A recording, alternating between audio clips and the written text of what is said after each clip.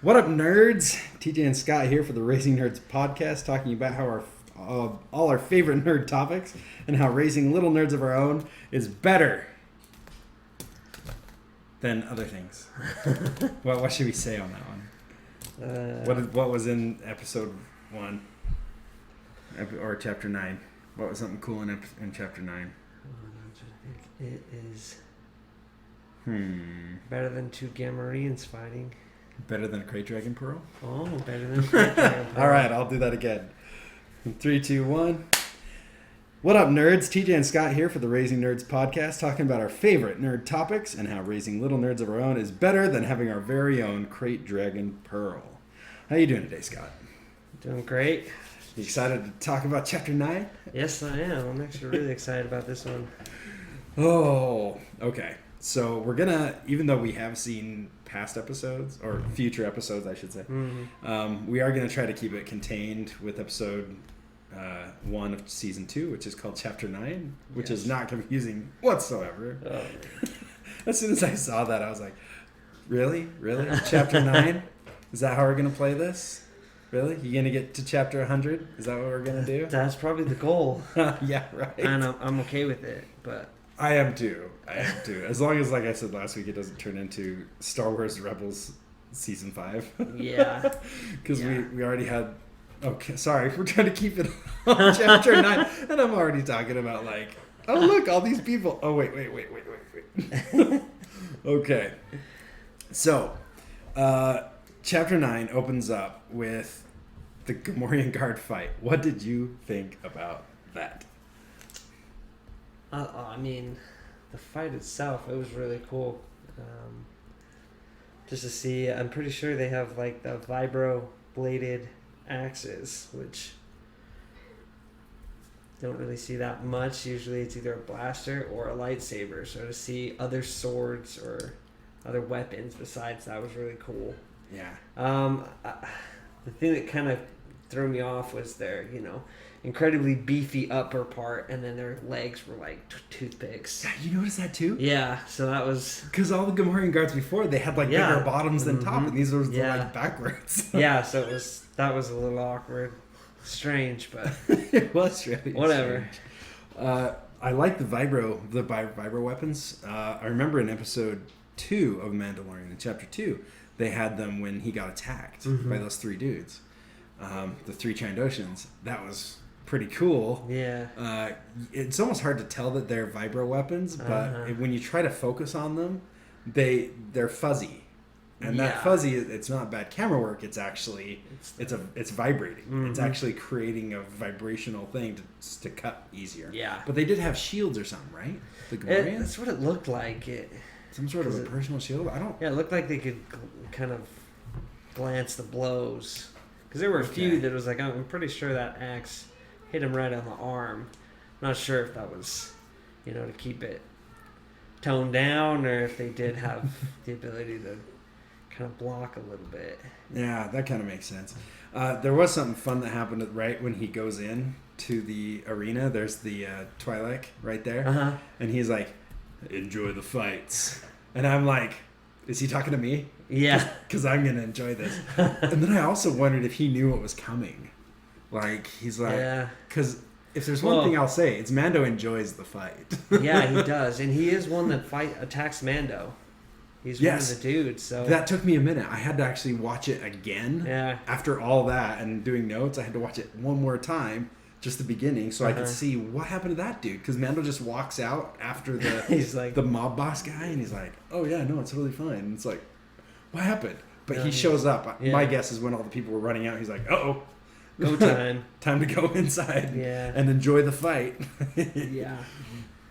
Oh, so the mob boss guy, he says that he has to search out the Mandalorians' hives to harvest their shiny shells. Their shiny shells. Oh my gosh, it's so interesting to hear people, because it's almost like life in Star Wars is very casual and throwaway. Like, people don't care as much. And to be honest, unless your last name is Skywalker, you are pretty expendable. Yeah, that is true. That's true. I mean, that's why the Empire doesn't have railings on anything, right? That is exactly It's true. just trying to get through. You know, there's a lot of people looking for promotions, and you can't get promoted if there's not a vacancy. Exactly. It's just a waste of time to do the safety stuff. It's just get it in and get on with it. So did you like Mando's fight with all the people in there with the Zabrak and Twi'lek guy? And I did. I really liked how it. I liked how they kept trying to punch him in the head, and it kept not working. I mean, he kept doing it though. And one time he leaned into it. He headbutted the dude's fist. And I'm like, that's when he stopped. New. Yeah, I think the first time is when he punched him and it hit him, and he hit back and it hit the dude behind him right in the head. Right. It's like, that's what you get. Oh man, Mando! It's like he has this very destructive fighting style where if he wasn't wearing the armor, there's no way that he would ever be able to fight that way, right? Yeah. Like half the time he's actually getting hit. Yeah. But he's going in there. He's like wearing the Iron Man suit where Tony Stark feels invincible. Yep. He just takes it. You can just take the hits and hit right back. Another thing that I noticed that was interesting about the fight was the Gamorrean guard, the one that didn't get shot, like jumped over to hit him and missed, and that must have knocked him out or something. I know, he's gone the rest of the fight. It was like you missed him and you're out. Oh my gosh! I heard somebody talking about it. It's like a WWE move. We're jumping off of into the chairs and stuff, and I'm like, oh my gosh, yes! And it knocked him out. That's so funny. It's like, why were these guys even fighting? So then he takes the guy out and hangs him up by his feet. Were you okay with Mando doing that kind of stuff to people? I was kind of mixed. I was okay with it. I mean, it did. I heard talk about it, and it felt, after I heard it, felt kind of Batman-y to intimidate and stuff like that. But I mean, just to see the wire and the stuff, it just kept. It reminded me of the bounty hunter game that I had, where you played as Jango Fett and you used your wire all the time to pull people towards you. So it brought that back. Oh yeah, that's right. He does that to Obi-Wan. In episode 2. Yeah. Oh, that was awesome. I was a little conflicted. That's one of the moments where, as a dad, I'm like, I don't know if I want my kids to watch that part. Yeah. The one that got me was when he left him. I'm like, oh man, how much are they gonna show here? Yeah, I was pretty sure they're not gonna go super graphic. I mean, ever since the chapter 1. When that dude gets caught in the door, they haven't really gone that far with it since then. And vaporizing Jawas. But it's fine. It's so now fast forwarding a little bit. Did you know? When did you know that it was going to be Cobb Vanth? Well, all right. So I had read the Aftermath books. Okay. And I had heard synopses. Okay. Yeah, so I had known from the start that if they had brought back Boba Fett's armor, it would be Cobb Vanth. Right. So, I mean, until I saw his armor, did I go, oh, it's Cobb Vanth? It's like, I guess it's possible that he sees Boba. But knowing where Boba's armor was because of the book, I almost guessed. And when they said Mos Pelgo, I was like, oh, okay, that's from Aftermath too. Really? Because that's the same city that he goes and is the sheriff of. Oh, yeah. Okay. So when they say that, it was like, okay, so this is Cobb Vanth. And so really it was more of like a hope that it actually was. Because, they say, okay, Aftermath is canon. Right. And then if they don't do Cobb Vanth, it's like, okay, now you're contradicting yourself. Yeah. I mean, it was an interlude in Aftermath. It was one of the little side things. Exactly. Which could be just a legend story or something. Yeah. But I think there's even a book called The Legends of Luke Skywalker. That pulls from the EU, but aren't necessarily canon. They're just stories that are told. Yeah, that's true. But yeah, no, that was... I was so stoked. And when that happened, it was like, well, this is, because this is like the first time that we've had a character come from the book to the movies, not so much because usually you have like characters from the movies and then they have books about them. Like this is the first time, the only time we've ever seen Cobb Vanth was in the books, and then all of a sudden now he's a part of the movies or the universe, which is really cool. Oh, sorry about that. The computer's getting really loud, so I'm trying to move it out of earshot of the mic. And I just made louder noises. There you go. That happens. So I had heard about Aftermath, but not actually heard exactly what happened. But I knew that Cobb Vanth was a character on Tatooine who got Boba Fett's armor and like saved a town or something. Right. So when I hear the mob boss guy, I should have looked up his name or something. I don't remember his name. Doesn't matter. Yeah, he's whatever creature food. Yep. But when he said he's on Tatooine, and on Tatooine, the Mandalorian, he's there. It's a guy, and then when the title comes up and says the Marshal, I'm like, oh, it's Combat. I know who this is. So yeah. it wasn't hard at all. Now Mandalorian saying he wouldn't die by his hand. Like, did you see through that right away? Oh yeah. Oh yeah. I think the only one who didn't was the actual guy. Yeah. The rest of us were like, he's dead. I think even Baby Yoda caught that. Yeah. Oh my gosh. Yeah, that was. So he goes back to Tatooine. He lands. He gets out, talks to Peli. He's okay with the droids working on him now. Yeah. Oh, so now you're okay with droids? Yeah. And so, interestingly, she has R5. She does. Which I actually went back and watched Chapter 5 and saw that R5 was in the cantina. Yeah. And so now she has him, or is the owner of him. Yeah. We don't know how that happened, but... No.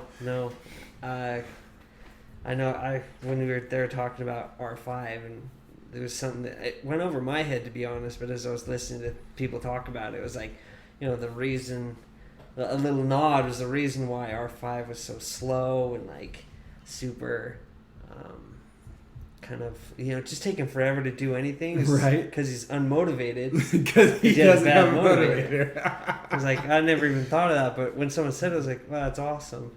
That is so great. So was that the Easter egg that they were talking about? That's the only thing I could find. Really? So, okay, yeah. So there wasn't really a huge Easter egg really for just Luke theories. Skywalker. Yeah, for Luke Skywalker. It was just Okay. theories as to where he could be based off of the trailer. So I gotcha. Oh, gosh, that's so funny. Because you talked about maybe it was the droid R5 saying something. That's literally what it was. No, he did have the little burn mark on top, and it confirmed it was R5 from A New Hope. Man, droids last forever. They do. I mean, R2 was already an old unit in Episode 1, right? It's an older unit. But, man, they last forever. 100 years. Yeah. R2's literally, I think, been around for like 100 years. Yeah, that's... It's insane. I can't believe it. And he's still running great. I love him. Which funny, reminds me of Episode 9, where they talk about C-3PO losing his mind. And they're like, oh, well, doesn't R2 back up your memory? And he's like, oh, he's known to have bad memory because he's old. Oh, gotcha. That makes sense. Ah, that's cool. His memory banks would be unreliable because he's such an old droid. Right. Well, that begs the question then. If R2 is that old, then why are we keeping him around? And if he was old in Episode 1, how old is he really? Yeah. Like, if they last for hundreds of years and he's already old in Episode 1, how? Who knows?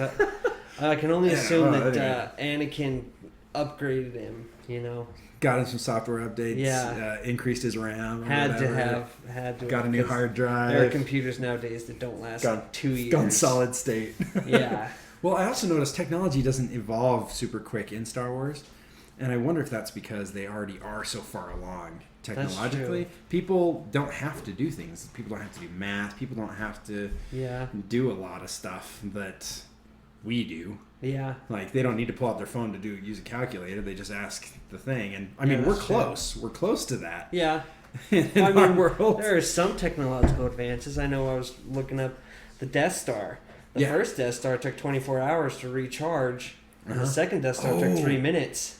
Oh, that's right. So they did have, like, updates and stuff where they're like, hey, this needs to be faster. Well, it was a new technology. Yeah, but it that's evolved true. very quickly. That makes sense. So maybe the technology that they do create, they're then able to update much faster. Yeah. There's something I wrote down in my notes as well, is that the Mando doesn't take his ship to Mos Pelgo. because Pelly says that, oh, they'll see you coming a mile away. It's a mining guild town. Yeah. It's run by bandits and stuff. And I'm like, wait a minute, what would have happened if he had just gone there in the ship? He goes there. It scares the crate dragon away. He has his showdown with Cobb Vanth. Kills him, takes the armor, and moves on with his life. Episode over. We lose the whole episode that way, I think, because they certainly don't have the firepower to stop his ship from getting there. Oh, absolutely not. So he'd have just landed and been like, I'm taking your armor now. Do you think the missile on the jetpack would be able to do damage to the Razor Crest? Maybe. It's powerful, but not that powerful. Well, it's powerful enough to it at least upset, the crate dragon. Right. Right. So it might hurt it a little bit, but I don't know if it could do much damage. And he only has one, per. Yeah, I guess I don't know how many he has him. Yeah, I don't know how many he has in reserve, but for sure he's got just the one. Yeah, probably just one at a time. He only replaces it after he uses it, kind of thing. Yeah, I'd like to think he's smart enough too that if he blows up a ship, if he misses, then Mando's just going to decimate that whole town. Oh yeah, 100%. So he probably would try to talk to him first. He wouldn't. Yeah. You're right. He wouldn't try to destroy him off the bat. So. Oh, all right. Did you like how the armor doesn't fit Cobb Vanth? That's so funny. Now, I know I mentioned to you before that you can see his chin sticking out. Did you look for that, or I did you didn't notice look that? for that. That's like when you watch him, you can't see him speaking while it's looking at his face, but from behind they'll have him speaking, and you can see his chin covers up the bottom of the helmet and goes past it. Like it doesn't fully cover him because he's a tall dude. Yeah, he is a tall dude, and the armor's made to fit, but not fit him. Not fit him. It's made to fit Tamara Morrison, who we'll talk about later too. Yes, we will. Okay, That's funny. All right, and there's one last thing I wanted to talk about that I noticed, and the rest of it we're gonna have to earshot because I didn't write down anymore. I was writing down everything. Right. I'm like, wait a minute, I'm just going through the episode. Yeah, I was doing the same. So when he asks for two snorts of spotchka from the Weequay, right, the Weequay puts out 2 glasses and puts up the bottle, and you see him fumble for the glasses, and I'm like, there's no way he can see in that helmet. He reaches for it where they should be, and it's just a little off. So he reaches and then has to adjust, but he doesn't look down. I did not notice that. It's just one little thing. I'm like, oh my gosh! Not only does the helmet not fit, I bet the eye holes are probably too high for him too because his head's taller. He's just that's like the Tusken Raider in episode 4 with the gaffy stick when he's hitting Luke. The dude couldn't see, so Luke, Mark Hamill had to dodge the gaffy stick because the guy's like, I can't see you. So I'm gonna give you plenty of knowledge of where I'm gonna go, but you got to do the rest. Yeah. Oh, that's so funny. Speaking of Tuskens, I'm excited to watch the behind the scenes stuff for this next season. Yeah. Did you watch any of the gallery stuff? I did. I watched. Okay. I only got halfway through. Okay. I watched those things so closely, and I loved the one on the music. I loved them all. Actually. Yeah, they were. Never mind. I saw. I don't think there was a bad one. So anyway, he can't see that.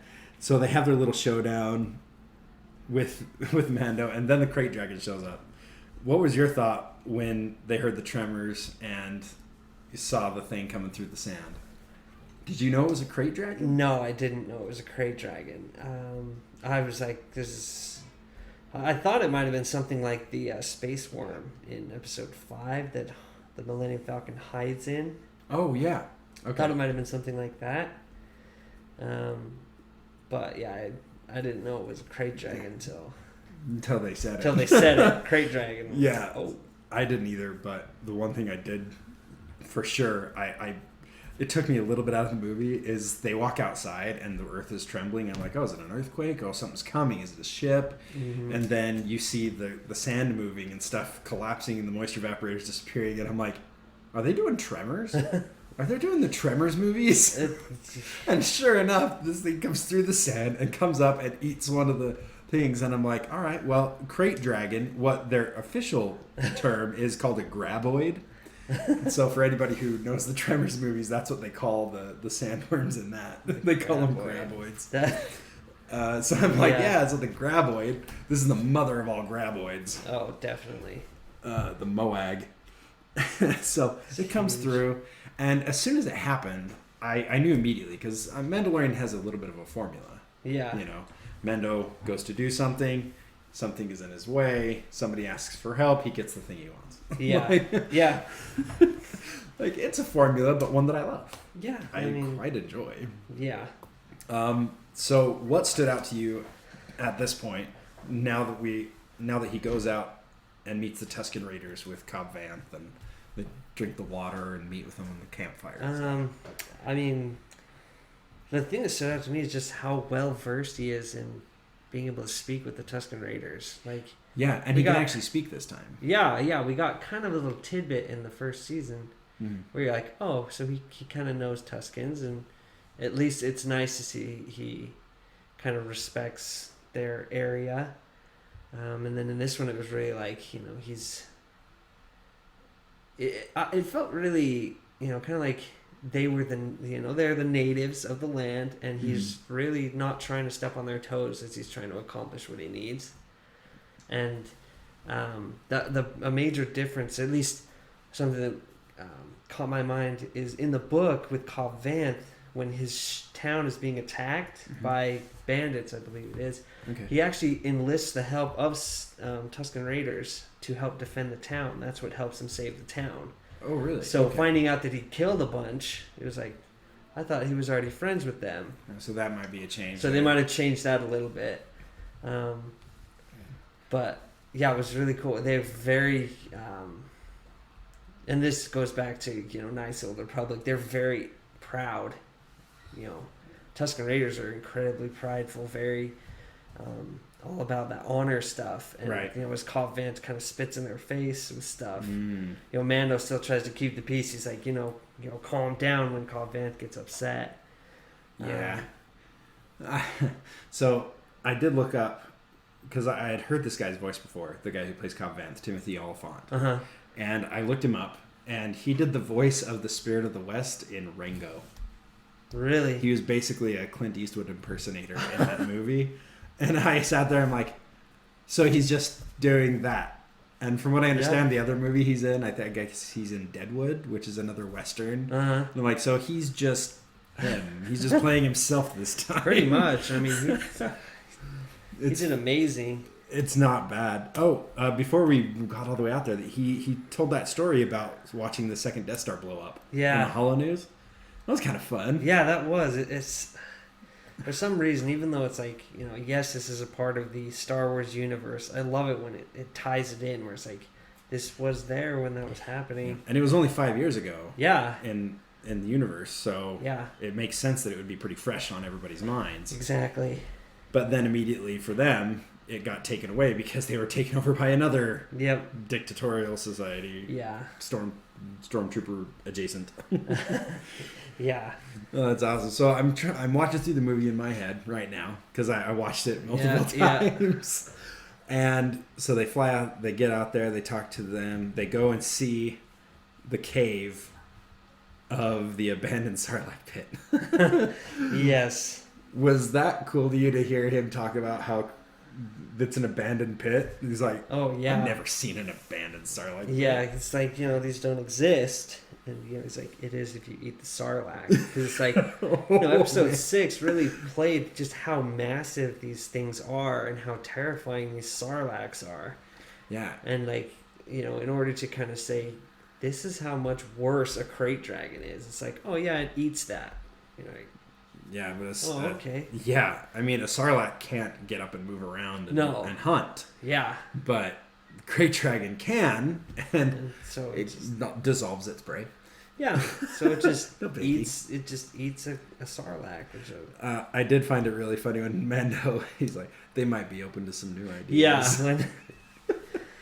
Yeah, they try to feed him a bantha and end up feeding him one of their own.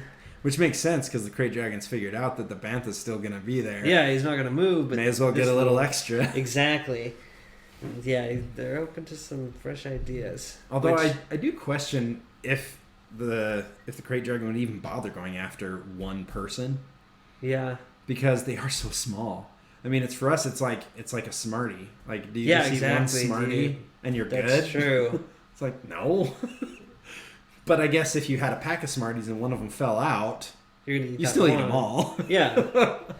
Yeah, it's like if Tusken Raiders, the Smarties of Tatooine. exactly.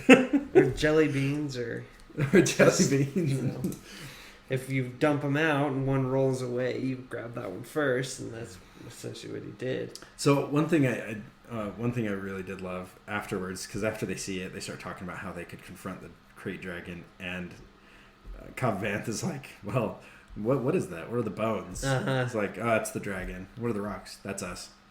It's like, it's not to scale.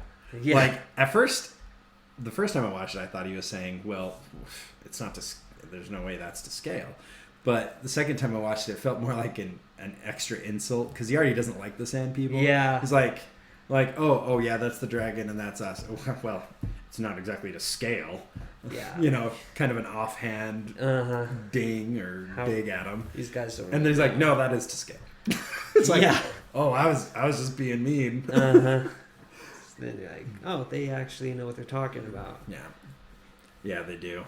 So that was intense. I did love how he went back as well and tried to pitch it to the townsfolk, and he's like, there's only a matter of time before he comes after one of you townsfolk, or heaven forbid, the school. And at first I was like, I didn't see a single kid there. Yeah. But there is. Is there? I saw one kid. It's after the Krayt Dragon comes through. It's I think it's a little girl helping her dad put the planks back on their porch. Oh. And so I'm like, oh, there are kids. There is a school. The town just looks so small. It was like there's like 6 houses. I know, place. And the townsfolk, all the adults in the town barely fill the cantina. Exactly. How does that justify a cantina? I don't know. They gotta have a place to meet. Yeah, I think that was just where the stormtroopers and the Minding Guild people hung out. Yeah, to watch over. It was like their headquarters. Yeah, yeah. But it is funny that they had one congregate area. Like in a lot of old towns, it was the saloon. It was because that was the biggest meeting place, and on Sundays it was converted into a church. You know, yeah, because that's what they did. They didn't have money and means to start a whole different place for a church. No, and alcohol, while terrible for them, wasn't necessarily, evil. Exactly. In this case, it's spotchka. It's spotchka. Do you like them pulling stuff from the previous episodes? Yeah, I do. I like the tie-in. Who doesn't like a good, they kind of do a little build up here and then they do the payoff later. Yeah. I mean, that's what most movies are. You can almost detect them now in movies when it's like, this is a button, never touch it. Like, well, okay, now we know we're going to need to at some point touch this button. Yes. So it's cool. It's like, oh, we're talking about this and now it's back. It's like, oh, yeah. Hey. Yeah. So. It's kind of cool though, because like in that scenario, like I've heard it before when you're writing a story, if you see a gun by the second act, it has to be used within the next act or something. Right. But with the spotchka, it's just something that's thrown in. It's like everywhere they go, whenever they get a drink, it's spotchka. Uh-huh. We know how the spotchka is made. Yes, we do. It's pretty awesome. So that was kind of fun. I just love that stuff. Yeah. So the Krayt Dragon. Now let's jump into our creature feature. All right. Because every episode we want to try to talk about one of the creatures in Star Wars. Not every episode has creatures, but this one definitely has creatures. Definitely does. We've got banthas. We've got the dog creatures that the Tuskens have. Should have written down their name. We'll get there. If we ever cover them, we'll get there. I'm sure we will. We don't know everything about Star Wars. We're just nerds. Exactly. We're just fans. Exactly. We're nerds, not geeks. There you go. Exactly. So I need to learn about Krayt Dragons. Tell me what you discovered about Krayt Dragons. First off, Krayt Dragons are fascinating. At least, in what I've learned. There are 2 types of Krayt Dragons. There's a Canyon Krayt Dragon, which are the smaller Krayt Dragons. And then there are the greater Krayt Dragons. And that's what we saw in episode 1. It was a greater Krayt Dragon. Okay, so the small Krayt Dragon, the Canyon ones, are like the bones that we saw. That is actually a greater Krayt Dragon. That is also a greater Krayt Dragon. Okay. The Canyon Krayt Dragon, they are about, from what I could study up on, they're about 45 meters long. Okay. So they're just a little bit longer than a Jawa sandcrawler. Oh. That's how big That's not, they are. That's not too big. Yeah, those are ones that actually Tusken Raiders would be kicked out of their tribe and would have to kill in order to come back. It was kind of a rite of passage. They had to kill a crate dragon. Oh, gotcha. But it was one of the canyon. Usually, yeah, because the greater crate Because dragons... as we see. Exactly. They are more of 100 meters long, the greater crate dragons. And they're known... They're the ones that have legs. They're the ones that swim through the sand, like we saw. So the other ones they have legs? They do. They do have legs. They have... If I remember, it is six legs. 2 sets of 3. Yeah. Legs that they use to swim through the sand. Wow. So okay, that made sense. It has to have some sort of a carapace or something that moves that would get it through. Mm-hmm. Okay. So yeah, that's the greater crate dragon. These the creatures they live to be about 100 years old, and they do not get weaker with age. Okay. So they continually get stronger. I'd imagine their shells probably just keep growing. Yes. We don't see like abandoned shells or anything or like shedding. No. My guess is it just builds up over time because that armor is thick. Yes, and there's actually it's a fabled place. No one's ever really found it. That is a crate dragon graveyard. It's kind of like an elephant graveyard. Yeah, where they go to die. And it's searched out for the crate dragon pearl. Okay. Which I've been really excited to kind of talk about. Okay. The pearl. Now let's get into the pearl. I know you talked with me a little bit about this another time, but I want to start fresh. So it's not an egg. No. So the thing that the Tusken Raiders pulled from the crate dragon is a crate dragon pearl. Okay. Now they come from crate dragons, much like birds and lizards. Here, will eat rocks to help grind their food up. Oh, and they have multiple gizzards that the rocks pass through. Okay. And because of the acidity in the crate dragon and because of its constant movement, they get refined down and become pearls. Oh. Now, they're very valuable for multiple reasons. One, they're so hard to get. Yeah. Because you can only get one by killing a crate dragon. Right. Tusken Raiders respect someone who has a pearl. You know, you can get back into a tribe as a Tusken Raider if you kill a crate dragon, but if you can bring back a dragon pearl, you can move up the ranks of a Tusken Raider tribe. Oh, okay. Because that's such a big feat of bravery. Okay, so not just killing a crate dragon, but one that has a pearl. Because the ones that have the pearl would have been around for longer. Exactly. It's an older one. Yes. It's a smarter one. Mm-hmm. Okay, that makes sense. Yes. And it's because of how ferocious they are. In fact, even a side note that I put down here that was fascinating is there are Form 5 of the lightsaber is actually called the Way of the Crate Dragon. Because it's based off of ferocious attacks with lightsaber. Oh, wow. Anakin and Luke Skywalker use this form. Okay. Which is called Shin and Jin So. Is the... Man, the Star Wars game I played started to go through the forms. Started to add them to the game. And so, Shin and Chin? Or Shin and Jim. Oh, Shi and Mastery. I know Shi and Mastery. Shin and Jin So. Jinso. We never got to Jinso Mastery. But Sheehan Mastery was in one of the last sets of Destiny. Yeah, so it is the Way of the Crate Dragon. They named it after the Crate Dragon. So Form 5. That's awesome. So super cool. Side note to that. Another thing about the pearl, which is really fascinating, is when it's being shaped and formed. It's been said that it's either because it has part kyber crystal or just because of how it's being shaped. You can actually use it instead of a kyber crystal for a lightsaber. Wow. Yeah, Jedi can... what's the word? They can mold it, tune it. That's what it is. They can tune a crate dragon pearl to power their lightsaber.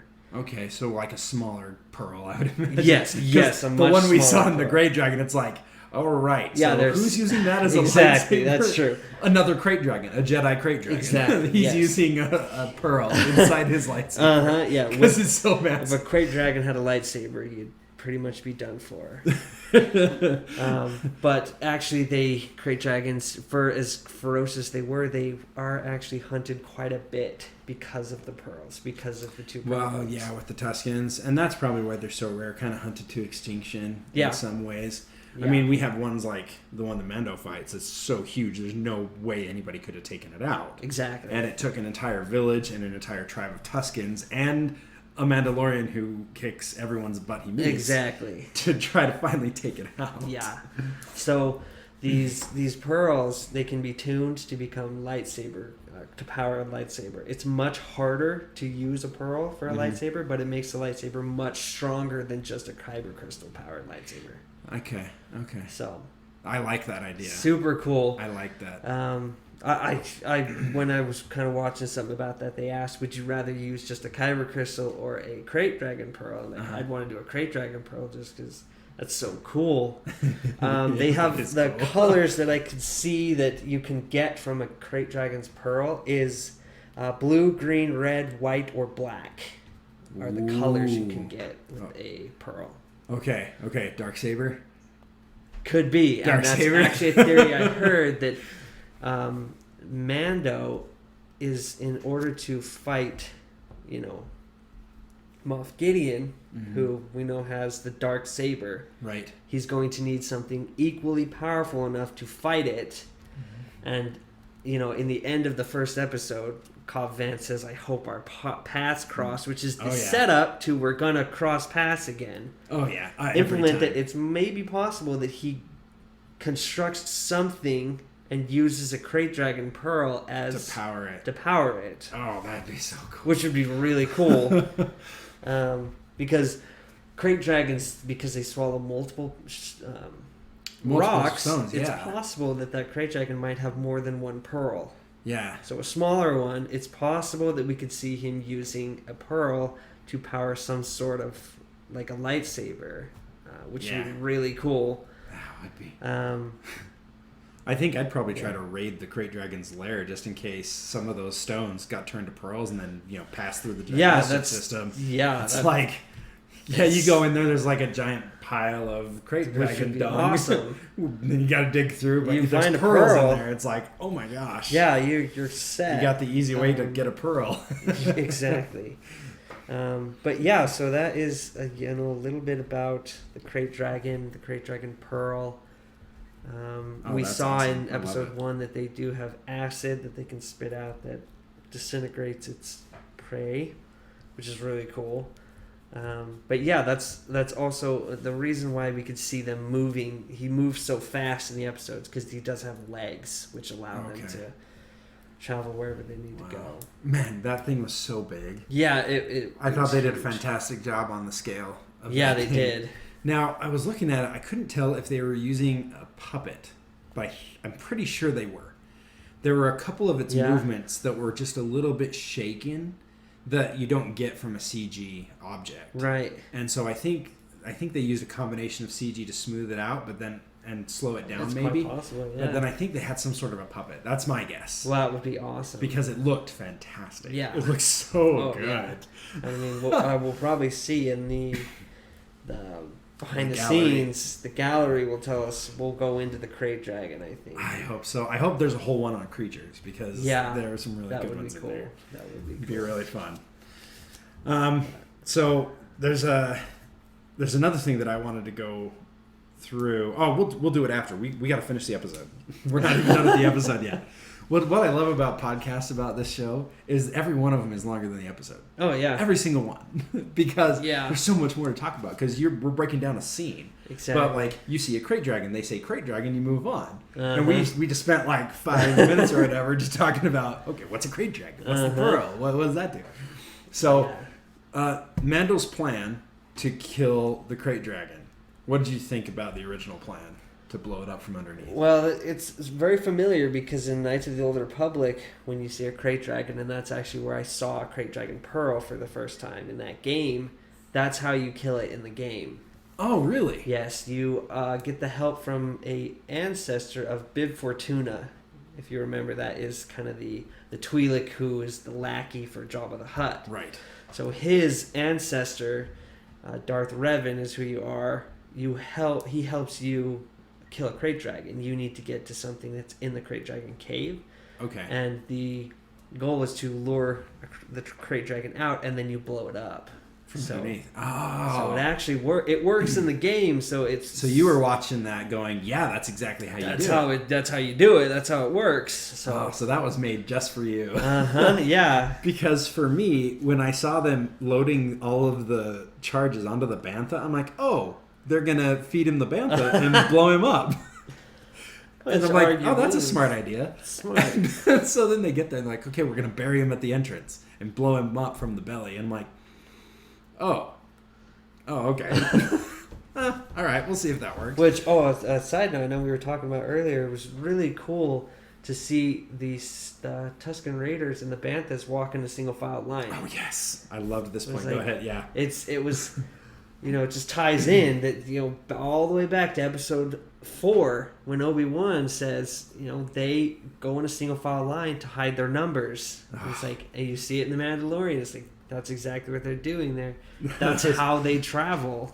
That was not even something I even thought about until you mentioned it, and I went, "Oh my gosh! Can you imagine the tightrope you have to walk? Yeah. When you're making this show, like, oh yeah, we're gonna have Tusken Raiders, and then they're all gonna travel out there, and it's like, oh yeah, well they'll travel however, and it's like, no, they will travel in a single file line. It's like, oh right, that's right.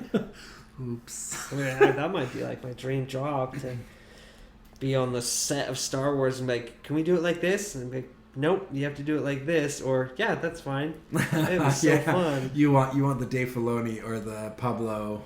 Yeah. What's his last name? Pablo Hidalgo. Pablo Hidalgo. He's the story master over there at Lucasfilm. And then Dave Filoni is the real Star Wars master. Exactly. That we all recognize. Yep. Yes. Pablo gets his info from Dave Filoni. Exactly. And Dave Filoni gets it from George Lucas. Yes. I know he said that George Lucas is the canon. So. Yep. No matter what. If George Lucas says something's different, then something's different. Yep. If he says, Jango Fett's not a Mandalorian, he's not. If he says, well, maybe he is, though, maybe he is. Exactly, and it'll just can change like that. But yeah, that was really cool that they kept that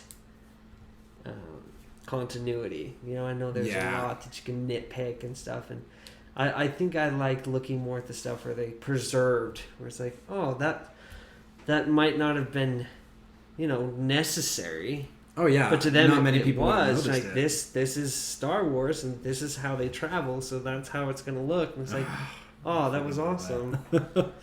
Oh my gosh, that was an excellent point. Well, in the end, they ended up going with my plan. Yes, they did.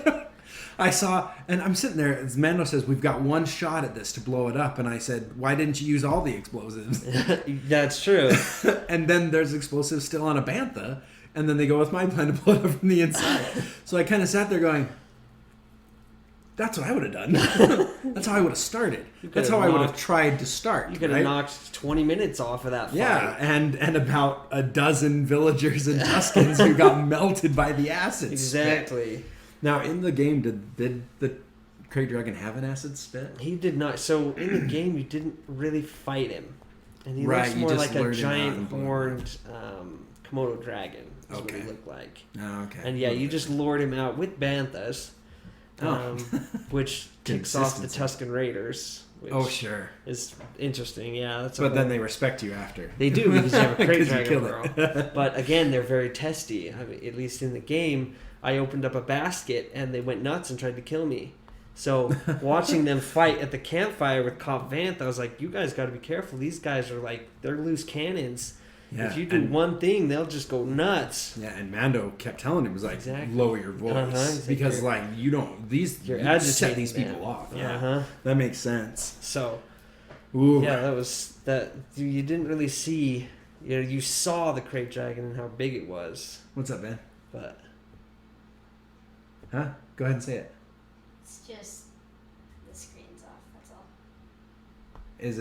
Is it not recording now? Here. All right, just give me a second. We're gonna pause for a second, and then we'll jump into the end. yeah, we're good. Stop. Yeah, it did.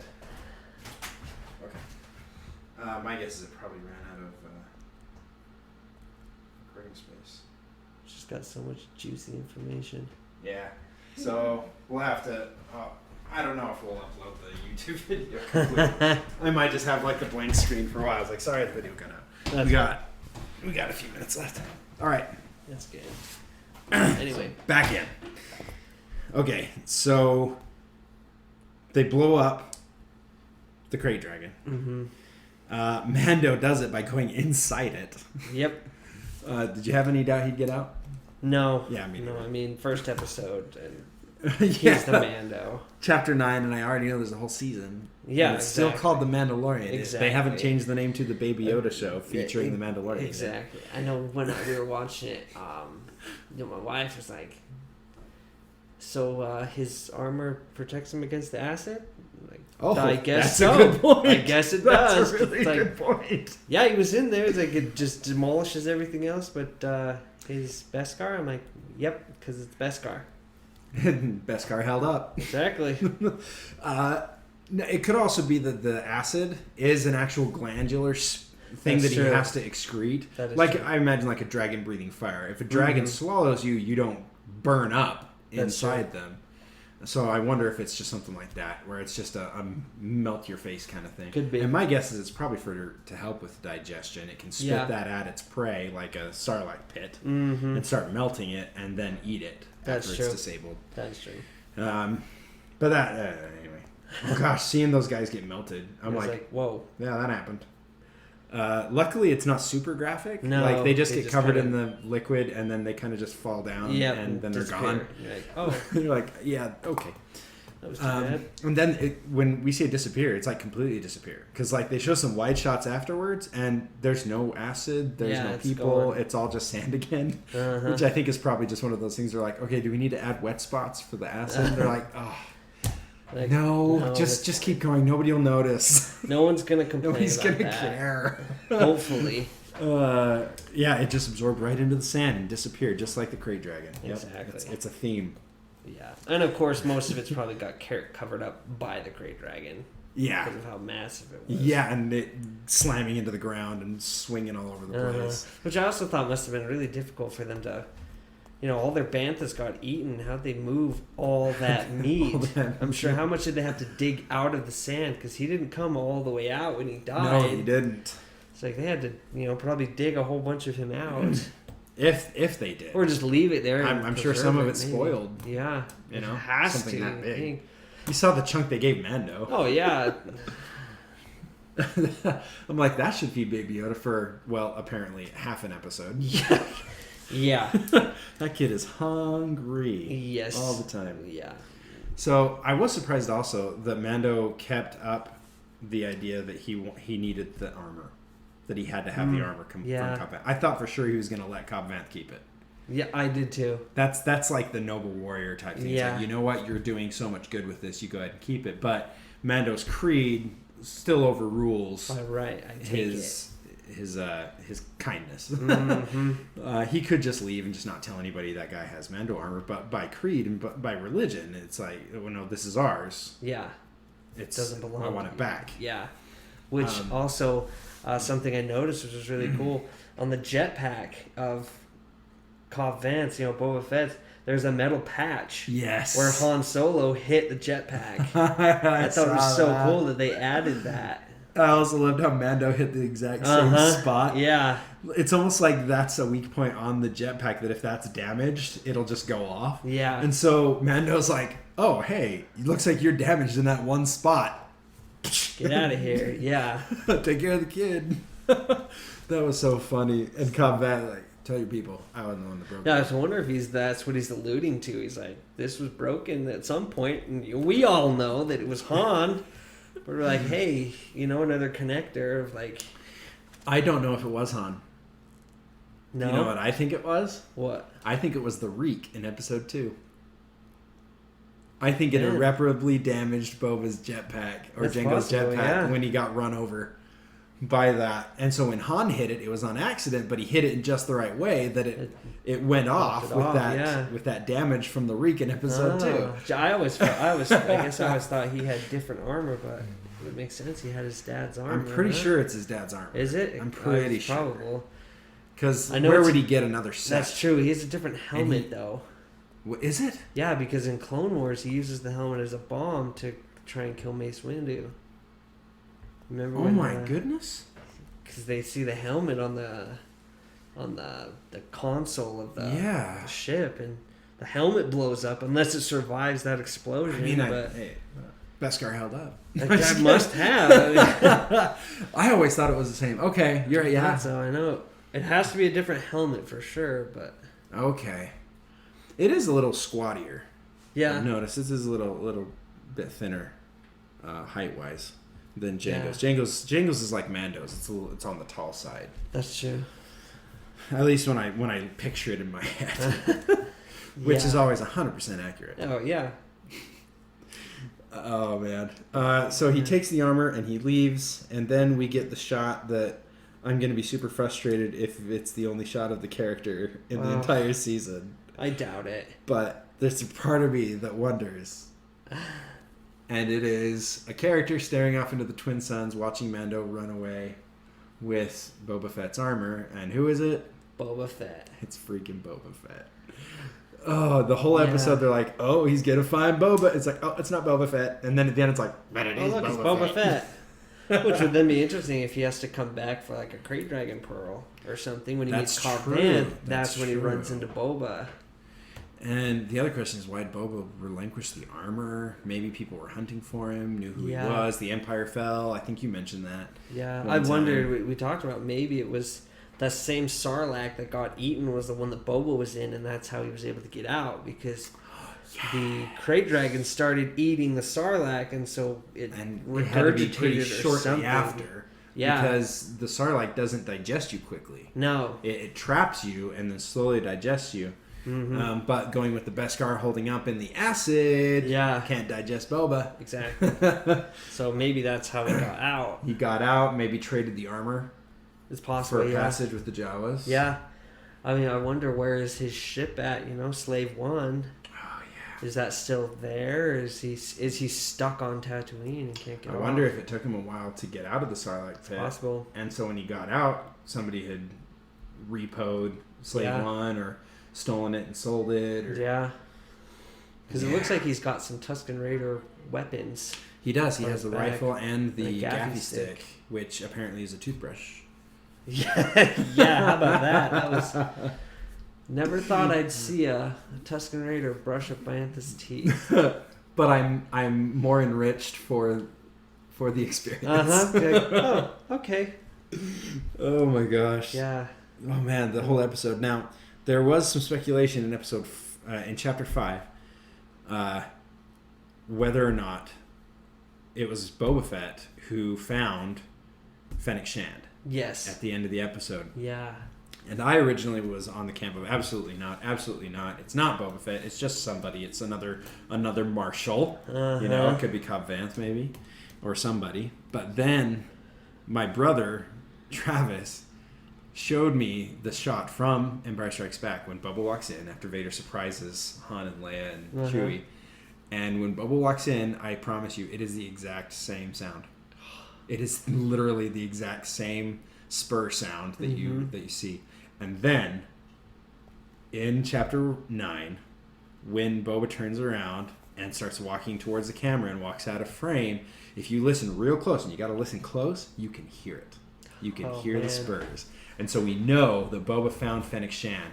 Whether she was still alive, like clinging to life, I like to hope she was, because she's an assassin. There's no way that a blaster shot to the gut would be a 100% kill, and it took her a while to pass out. Yeah, that's true. So I'm hoping that she's still around, because I'd love to see her come back in. I agree. I need some Mulan in my Star Wars. Yeah. She's so cool. So for those of you who don't know, the actress who played Fennec Shand played Mulan in the voice acting for the animated Yes. version of Mulan. And then she also played Agent May in Agents of S.H.I.E.L.D. Yes. So seeing her in this kind of just, it was an Agents of S.H.I.E.L.D., it was a Agent May all over again. She Yes, it was. a kick butt, no nonsense, doesn't smile kind of person. Exactly. She was a little more conniving in this one, for sure. A little more Black Widow-y. So cool. But yeah, that was great. Anyway, sorry, we got a little off topic. So cool. Point is, Boba Fett's back. Boba Fett is back, and we hope to see him again. Soon. This is a story about Mandalorians. We need Boba to confirm if he is an actual Mandalorian. Yes. I either need that this season, or I need him to run into Captain Rex. Yeah. Because he would play both characters, and I would just be happy all day long. I'd love to see how Boba Fett got out. You know, if we talk about how did he get out of the Sarlacc pit, or what happened. I can't think a good flashback would be cool. Yeah.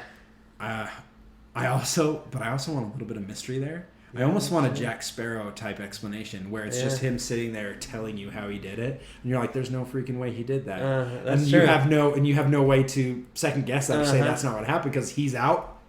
And he's like, "Well, now, well, I'm out." That would be cool too. How do you say I got out? It's like, that would be cool. That'd be some pretty kick butt.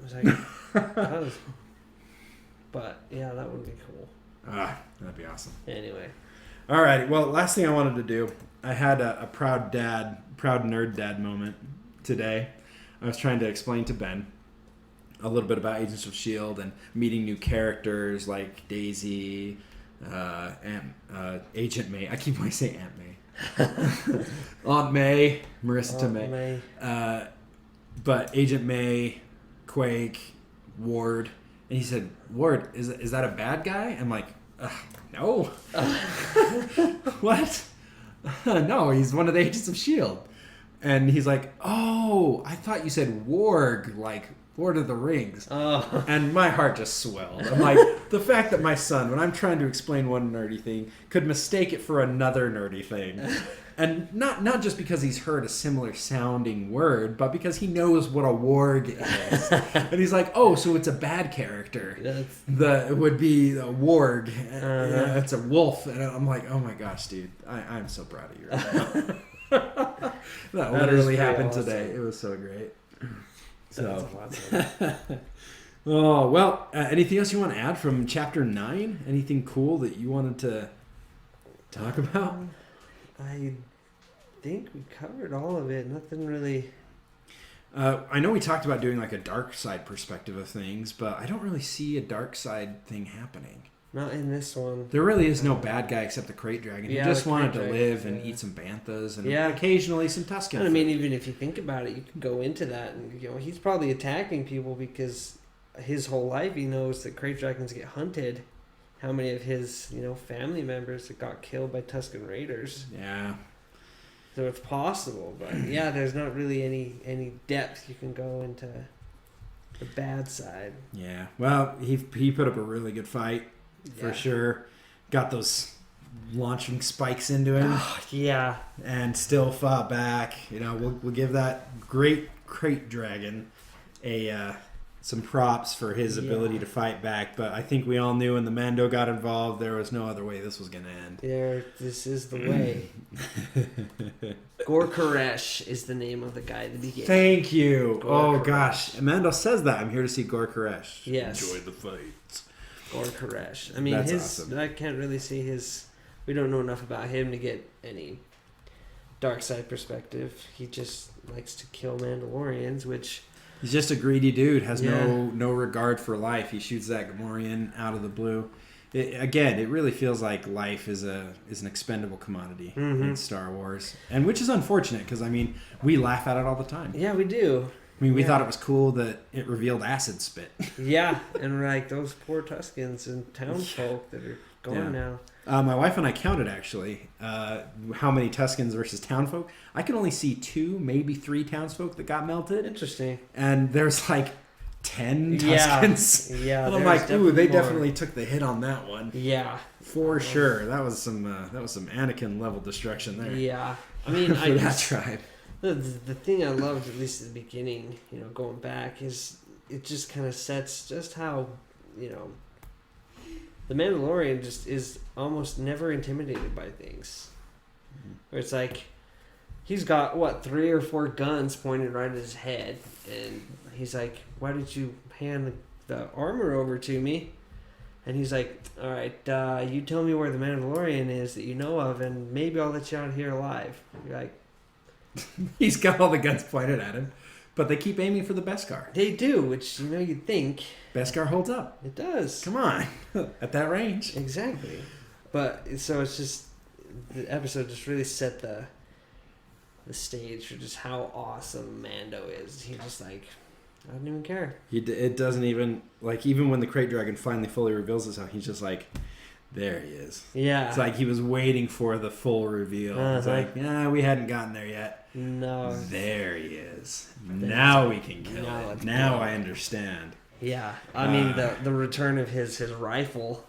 Yes. The disintegrator rifle, which disappeared for half of the last season. It did, which is unfortunate. But seeing it here, we're like, oh, there you are. And then using the electric staff again. Yes. First episode of both seasons. That's true. We always forget. I forgot. I had the electric thing. I know, right? And the cool thing, the difference between, you know, the very first episode of season 1, where the first time we see him from his back walking, like, you know, just super awesome. And then this one, he's coming towards the camera. Yeah. But still looking like, you know, awesome. I am the best. Exactly. It's like, don't mess with me. And then the cool thing is he's like, don't mess with me. And then when people do, he shows them why you don't mess with Mandalorians. Yeah. All through the episode, they talked about how good at killing they are. Yeah. It's like, and that's repeated in later episodes too. So yeah, and I mean, also just and he's really good. They know what to do with the child, with Baby Yoda. He did not take center stage in this one. He did not, but every time I saw him, great. I'm like, this thing is just so adorable. I can't even like handle it. It's him smiling when he's in the speeder, like a dog with his head out the window, just. I love when he's in the pot. After the Krayt Dragon came by and he like pokes his head out. They do a great job of it. Man, they do a fantastic job. They do. That was awesome. Okay, there is another feature that I wanted in every episode, and that is a Lego set that you would make from this particular episode. For me, I gotta get Cobb Vanth and his speeder. Cobb Vanth with a Mando and the speeder, and honestly, I would love their 2 speeders and maybe a couple townspeople and the Bantha. So there you go. You got the $15 version with the 2 speeders, and then you got the $30 version with the speeders and a Bantha. Oh, that's gonna be $40. Who am I kidding? Yeah. And then I'm happy to get the $100 set with like just the head of a Krayt Dragon sticking out of like a little rock facade. That'd be cool. Obviously not to scale. Oh, I hope. Yeah. Because Lego struggles with the scale. But yeah, I mean, I don't know how you do a Krayt Dragon. Like, part of me wants to build a Krayt Dragon Lego as big as this table. You probably could do the scale version. That would be so cool. It would be cool and cost hundreds of dollars. It would, and be absolutely worth it. And I could sell those instructions for $100 and people would buy it. Oh, for sure. Well, two people would buy it. And I think that's about it. I think that's going to be it for Chapter 9 of The Mandalorian. I agree. So that's good stuff. So, and until we see you guys next time, keep raising them nerds. Yes. We got to come up with an outro or something. Yeah, we do. But that'll work for now. This is the way. I don't know. You know, what can you say before you get like sued for something? Oh, no podcasts. They don't. I don't think they care that much. That's good. So, this is the way. This is the way.